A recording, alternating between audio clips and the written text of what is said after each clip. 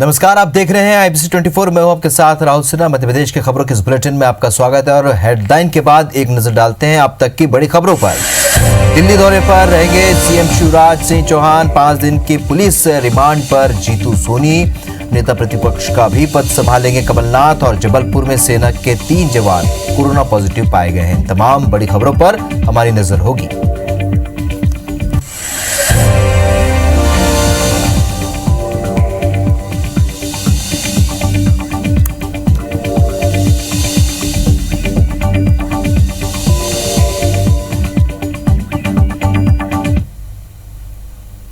शुरू करते खबरों का सिलसिला। 45 से भी ज्यादा मामलों में 6 महीने से फरार 1.5 लाख से ज्यादा के इनामी आरोपी जितेंद्र उर्फ जीतू सोनी को इंदौर क्राइम ब्रांच की स्पेशल टीम ने गुजरात के अमरेली से गिरफ्तार किया है।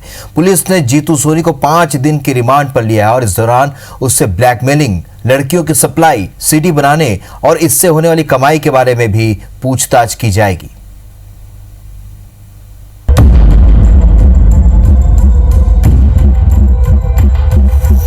ये है जितेंद्र उर्फ जीतू सोनी।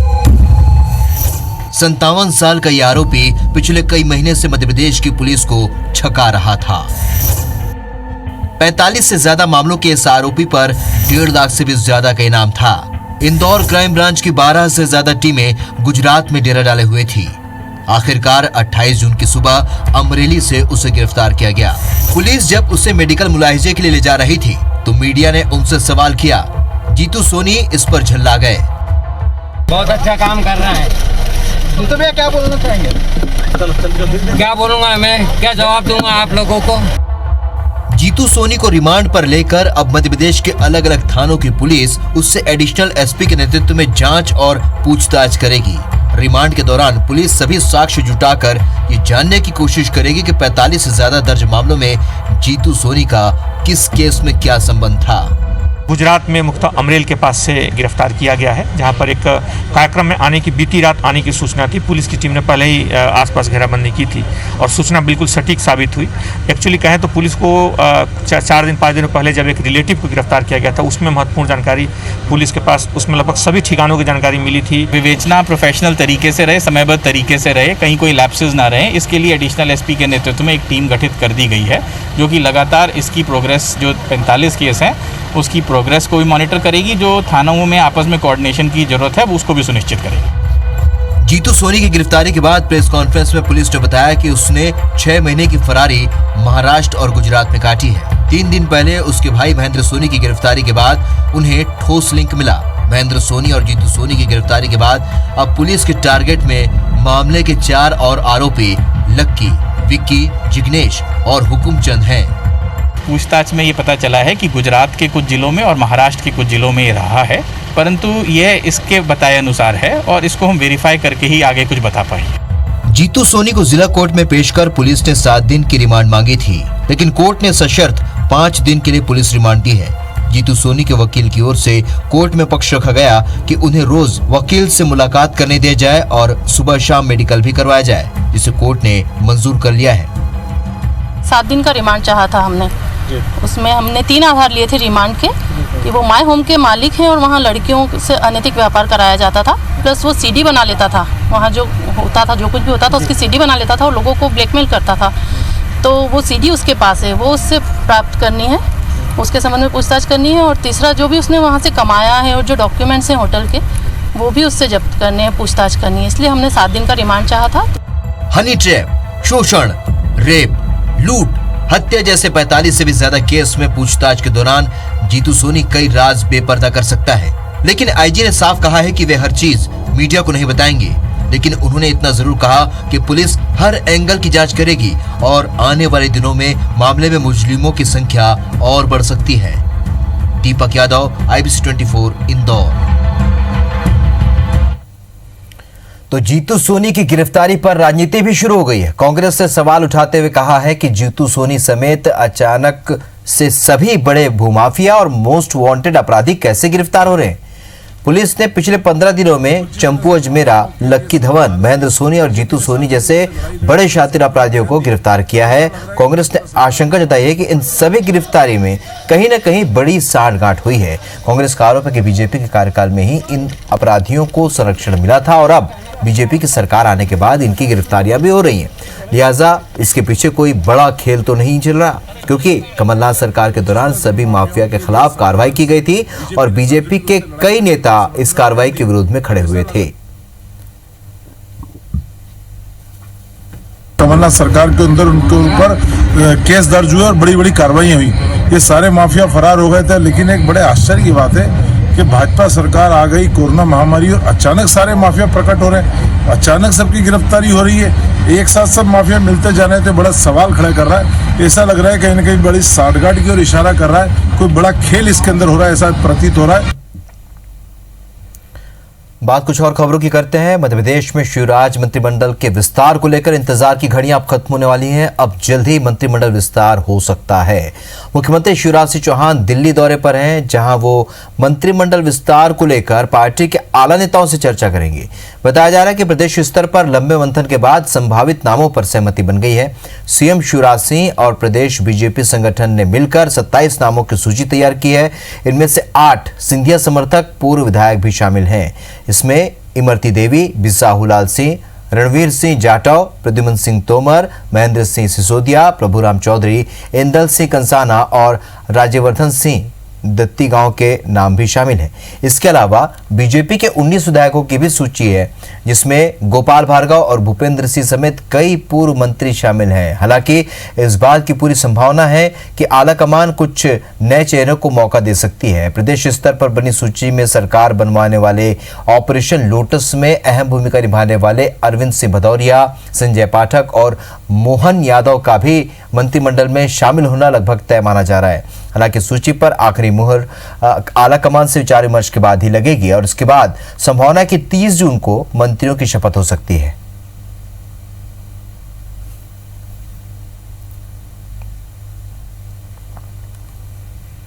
सुधीर दंडोतिया हमारे सहयोगी सीधे इस खबर पर भोपाल से जुड़ रहे हैं। सुधीर, जिस तरीके से मंत्रिमंडल विस्तार को लेकर तमाम कयास लगाए जा रहे थे, अब सीएम शिवराज दिल्ली दौरे पर हैं, क्या कुछ मंत्रणा हो सकती है और कौन कौन से संभावित नाम हैं जो अचानक से आ सकते हैं, सरप्राइज कर सकते हैं? देखिए, बिल्कुल सबसे पहले तो अपने दर्शकों को अपडेट दे दे राहुल के शिवराज सिंह चौहान दिल्ली पहुंच चुके हैं और जो एक बात कयास लगाए जा रहे थे कि कल बीएल संतोष जो राष्ट्रीय संगठन महामंत्री, उनके साथ में राष्ट्रीय अध्यक्ष जेपी नड्डा से उनकी मुलाकात होगी। उससे पहले ही आज बीएल संतोष से मुलाकात करने दिल्ली में राष्ट्रीय कार्यालय पहुंचे हैं शिवराज सिंह चौहान, और ये माना जा रहा है कि आज ही गृह मंत्री अमित शाह से मुलाकात भी जो है वो समय शिवराज सिंह चौहान को मिला है। लिहाजा जो आखिरी जो कोशिश की बात हम कह रहे हैं वो लगभग आज तय कर लिया जाएगा और कल बीजेपी के राष्ट्रीय अध्यक्ष जेपी नड्डा के साथ बैठकर लगभग इन नामों की सूची को पूरी तरह तैयार किया जाएगा। यानी कि कहना होगा कि आज की रात जो है काफी अहम मध्य प्रदेश के मंत्रिमंडल विस्तार को लेकर है और ऐसे में बीजेपी की जो राष्ट्रीय संगठन महामंत्री हैं बीएल संतोष, उनके साथ मुख्यमंत्री शिवराज सिंह चौहान, प्रदेश अध्यक्ष वीडी शर्मा और जो संगठन महामंत्री है सुभाष भगत, इनकी मुलाकात जारी है और यह माना जा रहा है कि सूची को अंतिम रूप दिया जाएगा। मध्य प्रदेश में अगर बात किया तो कुछ पुराने चेहरों को वापस शामिल करने को लेकर पेच फंसा हुआ था। लिहाजा जो सूची तैयार की गई है उसमें इतनी गुंजाइश रखी गई है कि 3 से 4 नामों को अगर बढ़ाना या घटाना पड़े तो कम से कम उसको केंद्रीय नेतृत्व के सामने शामिल किया जा सके और या फिर हटाना हो तो वो कम से कम निर्णय केंद्रीय नेतृत्व के सामने लिया जा सके। लिहाजा इस पूरी सूची के साथ में जो नाम तैयार किए गए थे, लगभग 26 ऐसे नाम थे जिन पर सहमति मध्य प्रदेश के अंदर बनती हुई नजर आई थी। इनमें 8 नाम सिंधिया खेमे के थे। हालांकि इन नामों में 9 नाम माने जा रहे थे कि सिंधिया खेमे की ओर से बनाए जा सकते हैं और उस पर भी अंतिम निर्णय केंद्रीय नेतृत्व को लेना है। कई ऐसे चेहरे हैं जो पिछली बार मंत्रिमंडल में शामिल नहीं थे, उनके वापस मंत्रिमंडल में शामिल होने की संभावना जताई जा रही है। खासकर अगर बात करें तो नए चेहरों में अरविंद भदौरिया, मोहन यादव, ये वो नाम है। इसके अलावा शिवराज सरकार में पहले मंत्री रहे हरिशंकर खटीक, ये प्रबल दावेदार बताए जा रहे हैं। और इसके अलावा अगर बात किया तो पुराने कई चेहरे जो है जो पिछली सरकार शिवराज सरकार में मंत्री हुआ करते थे, उनको भी मौका जो है इस पूरे मंत्रिमंडल में दिया जाएगा। संभावित सूची में उनका भी नाम शामिल किया गया है। पर जिन लोगों का मंत्री बनना तय माना जा रहा है उनमें सिंधिया समर्थक जो विधायक है उनका लगभग तय है, जिसमें बिसाहूलाल सिंह की बात की जाए, हरदीप सिंह डंग की बात करें या फिर राजवर्धन दत्ती गांव, इसके अलावा इमरती देवी, प्रद्युम्न सिंह तोमर, रणवीर हरीश जाटव, महेंद्र सिंह सिसोदिया, ये वो पूरी फहरिस्त है लगभग 8 से 9 नाम के जिनका मंत्री बनना तय है। जो अंतिम निर्णय होना है वो बीजेपी के खेमे के नेताओं के अंदर होना है। लिहाजा प्रदेश स्तर पर पूरी सहमति बनने के बाद में अब शिवराज सिंह चौहान जब दिल्ली पहुंचे हैं तो माना जा रहा है कि कल तक इस चर्चा को पूरा कर लिया जाएगा और संभावना इसी बात की जताई जा रही है कि कल दोपहर तक अगर नामों पर अंतिम मोहर लग जाती है, इसकी संभावना आज ही जताई जा रही है, तो संभवतः 30 जून को जो है मंत्रिमंडल का विस्तार किया जाएगा। क्योंकि 1 तारीख से जो है जो बीजेपी जिन मान्यताओं की बात करती है, जिन संस्कृति की बात करती है, लिहाजा उस हिसाब से जो शुभ कार्य वर्जित हो जाते हैं। ऐसे में बीजेपी की कोशिश ये है कि 1 जुलाई से पहले मंत्रिमंडल का विस्तार कर लिया जाए और ये कोशिश जो है ये अंतिम कोशिश के तौर पर देखी जा रही है और संभावना इसी बात की जताई जा रही है कि केंद्रीय नेतृत्व से चर्चा के बाद संभवतः कल जो फाइनल मुलाकात है राष्ट्रीय अध्यक्ष जेपी नड्डा से, उसके बाद में 30 तारीख को इसी बात की संभावना है कि शायद मंत्रिमंडल का विस्तार कर लिया जाएगा। बिल्कुल, और सीएम शिवराज के सामने एक बड़ी चुनौती भी है, अपने पुराने साथियों को लेकर चलना और साथ ही नए जुड़े लोगों को भी मंत्रिमंडल में स्थान देना। देखना यह होगा कि आखिरकार क्या स्वरूप होता है, 30 जून को इसका पता चल जाएगा। सुधीर, इस जानकारी के लिए आपका बहुत बहुत शुक्रिया। बढ़ते आगे, कांग्रेस आला कमान ने निर्णय लिया है कि पूर्व मुख्यमंत्री कमलनाथ ही कांग्रेस के प्रदेश अध्यक्ष और नेता प्रतिपक्ष की जिम्मेदारी संभालेंगे। पार्टी आला कमान ने उपचुनाव होने तक महत्वपूर्ण पदों पर नई नियुक्तियों को टालने को कहा है। कांग्रेस के सभी विधायक भी यही चाहते हैं कि कमलनाथ ही ये दोनों जिम्मेदारी संभाले। आलाकमान नहीं चाहता कि पार्टी में उपचुनाव से पहले कोई असंतोष की स्थिति बने, क्योंकि शिवराज सरकार के मंत्रिमंडल विस्तार में मंत्री पद के लिए यही स्थिति सामने आने वाली है। वहीं नेता प्रतिपक्ष बनने के लिए कई वरिष्ठ नेता भी दावेदार हैं, लेकिन आलाकमान का निर्णय है कि फिलहाल नई नियुक्तियों पर रोक लगाई जाए।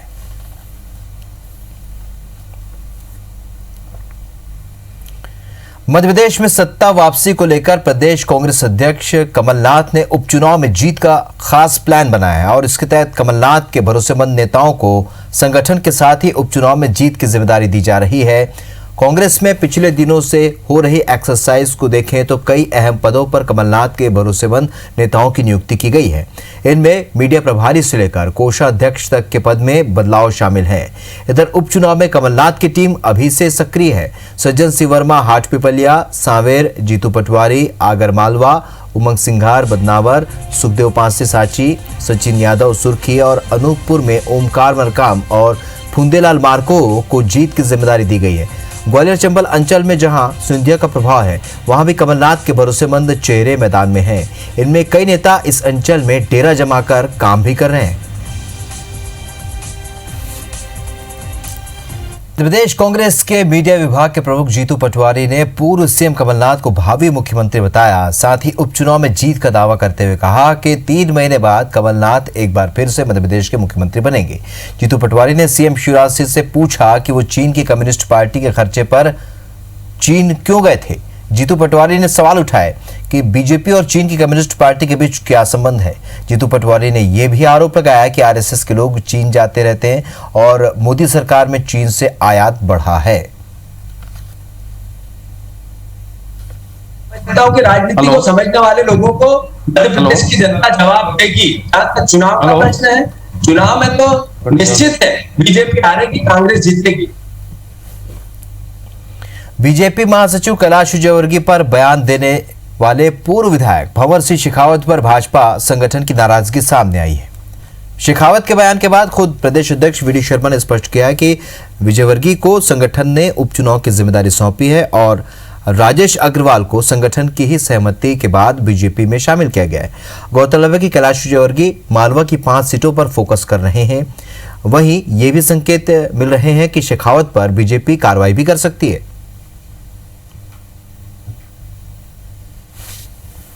अग्रवाल जी को भी संगठन से तय होकर के कि उनको भारतीय जनता पार्टी में उन्होंने इच्छा व्यक्त की थी कि मैं वापस आना चाहता हूं और उसके साथ वो भारतीय जनता पार्टी में वापस आए हैं। इसलिए जो कुछ भी निर्णय हुए हैं वो भारतीय जनता पार्टी संगठन के आधार पर तय हुए हैं। भंवर सिंह शेखावत जी ने जिन बातों को कहने का प्रयास किया है, हम उनसे बात कर रहे हैं। बात करने के बाद फिर आगामी रणनीति के साथ हम तय करेंगे। ग्वालियर में मध्य प्रदेश के पूर्व मंत्री और स्वर्गीय माधवराव सिंधिया के बाल सखा बालिंदु शुक्ला ने ज्योतिरादित्य सिंधिया के चंबल दौरे से पहले बड़ा बयान दिया है। उन्होंने कहा कि चंबल के लोग जानते हैं कि सिंधिया ने पार्टी क्यों बदली। उन्होंने बीजेपी में राज्यसभा सांसद बनने और समर्थकों को प्रदेश में मंत्री बनाने के लिए कांग्रेस छोड़ी।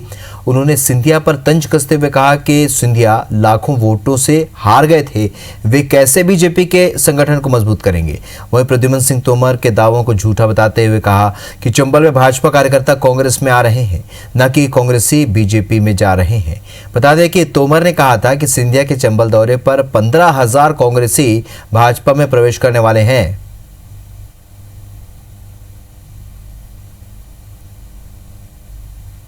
अगर ज्योतिरादित्य इतने ही मजबूत होते तो 1.25 लाख से क्यों हारते भाई? गुना शुबरी तो उनका गढ़ माना जाता है। तो जहाँ पर 1.25 लाख से तुम खुद हार रहे हो, वहाँ पे ये कहें कि कांग्रेस साफ हो गई, ये कहना एक बड़ा अन्यथा विचार है। उन्होंने चाल के तहत, मांग के तहत उस पार्टी में गए, जनता की सेवा के लिए नहीं गए। मध्य प्रदेश में 24 सीटों पर होने वाले उपचुनाव के पहले राजनीतिक आबो हवा बदलने लगी है। पूर्व मंत्री जयवर्धन सिंह आगर मालवा के दौरे पर पहुंचे। इस दौरान जयवर्धन सिंह राम मालीपुरा के रामदल अखाड़े गए, जहां कुछ युवक कसरत कर रहे थे।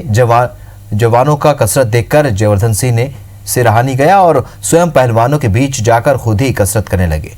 पूर्व मंत्री कसरत का आनंद लेते करीब 15 पुशअप भी उन्होंने लगाए। जयवर्धन सिंह के इस दौरे को लोग अलग अलग नजरों से देख रहे हैं, क्योंकि पूरे प्रदेश में उपचुनाव का आगाज हो चुका है। ऐसे में नेताओं का लोगों के साथ घुलना मिलना आम बात है।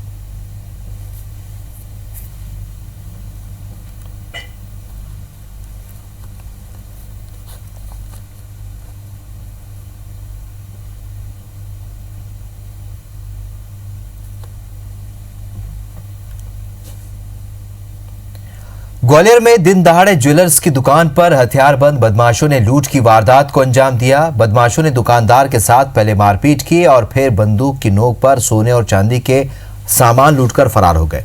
पूरी घटना दुकान में लगे सीसीटीवी कैमरे में कैद हो गई, जिसकी पुलिस जांच कर रही है। दरअसल महाराजपुरा थाना क्षेत्र के आदित्यपुरम में तिरुपति ज्वेलर्स में 2 नकाबपोश बदमाश दुकान में पहुंचे और दुकानदार को बातों में उलझाते हुए 15 से 20 मिनट बैठे रहे। तभी एक बदमाश बाहर की तरफ गया और आधा शटर डालकर अंदर घुस आया। इसके बाद दूसरे ने अपनी कमर से बंदूक निकालकर दुकानदार सागर सोनी पर तान दी और दुकान में रखी 6 किलो से भी ज्यादा चांदी और 4 तोला सोना लूटकर फरार हो गए। वहीं पुलिस सीसीटीवी के आधार पर बदमाशों के खिलाफ मामला दर्ज कर तलाश शुरू कर दी है। तिरुपति ज्वेलर्स की एक छोटी दुकान है, जिसमें 2 लड़के ग्राहक बन करके आए थे। पट्टा दिखा के उसके यहाँ से चांदी के जेवरात ले गए हैं। इस घटना की FIR कर ली गई है और 4 टीमें हमने इसमें लगाई हैं। जो कुछ CCTV फुटेज प्राप्त हुए हैं, जल्दी ही सफलता हासिल करेंगे। बालाघाट जिले में बड़े पैमाने पर रेत का अवैध कारोबार चल रहा है, जिसे लेकर कई बार विवाद और खूनी संघर्ष तक की स्थिति बन जाती है। हाल ही में खैरलांजी के गुनई घाट में पूर्व सांसद कंकर मुंजारे और रेत कारोबारियों के बीच मारपीट हुई थी और इसी घाट पर रेत कारोबारियों ने बीजेपी कार्यकर्ता अजय उर्फ छोटू लेल्हारे की बेदम पिटाई कर दी थी और फिर पुलिस ने उसके खिलाफ मामला दर्ज कर उसे अस्पताल से उठाकर जेल भेज दिया। ऐसे में अब कांग्रेस और बीजेपी दोनों दलों के नेता रेत के अवैध कारोबार के खिलाफ मैदान में उतर आए हैं। साथ ही क्षेत्र के ग्रामीण भी रेत के अवैध कारोबार के खिलाफ आवाज उठा रहे हैं। इस मामले में वारासिवनी से पूर्व बीजेपी विधायक डॉक्टर योगेंद्र निर्मल ने एसपी से मिलकर रेत माफियाओं पर अंकुश लगाने और पीड़ित को न्याय दिलाने की मांग की है। साथ ही रेत घाट को निरस्त करने की मांग भी की है। वहीं परसवाड़ा के पूर्व कांग्रेस विधायक मधु भगत ने भी रेत के अवैध खनन के खिलाफ आवाज उठाई है। रेत की ठेकेदारी प्रथा को चलते हुए यहाँ की सैंक्शन खदान हुई है, जिसमें भारी वाहनों का बहुत आवाजाही बढ़ गई है और रेत ये वो वहाँ से परिवहन कर रहे हैं जहाँ पे इनका किसी प्रकार का ठेका नहीं। इतनी अनियमितताएं रेत घाट के ठेकेदारों की है। वहाँ पोकलैंड भी चल रही थी, कल मैं गया था नदी के किनारे, कल भी हम फोटो लाए, कल JCB भी थी। और जो ज्यादती और गुंडागिर्दी रेत के ठेकेदार कर रहे हैं, इस पे कहीं न कहीं लगाम लगना चाहिए, ऐसा हमने एसपी साहब से अनुरोध किया। मुरैना जिला अस्पताल में कोरोना पॉजिटिव मरीजों ने जमकर हंगामा किया। मरीजों ने सीएमएचओ आरसी बांदिल और सिविल सर्जन अशोक गुप्ता के खिलाफ भ्रष्टाचार के आरोप भी लगाए। मरीजों की माने तो पिछले कई दिनों से उन्हें ना तो समय पर दवाइयां दी जा रही हैं और ना ही खाने की कोई व्यवस्था है। पीने के पानी की भी परेशानी है। बार बार शिकायत करने के बाद भी जब सुनवाई नहीं हुई तो आज मरीजों का गुस्सा फूट पड़ा। हालांकि अधिकारियों से इस मामले में बात करने की कोशिश की गई तो उन्होंने मिलने से ही मना कर दिया। बता दें कि जिला अस्पताल के आइसोलेशन वार्ड में 170 मरीज भर्ती हैं। मरीजों ने अस्पताल में गंदगी की भी शिकायत की है।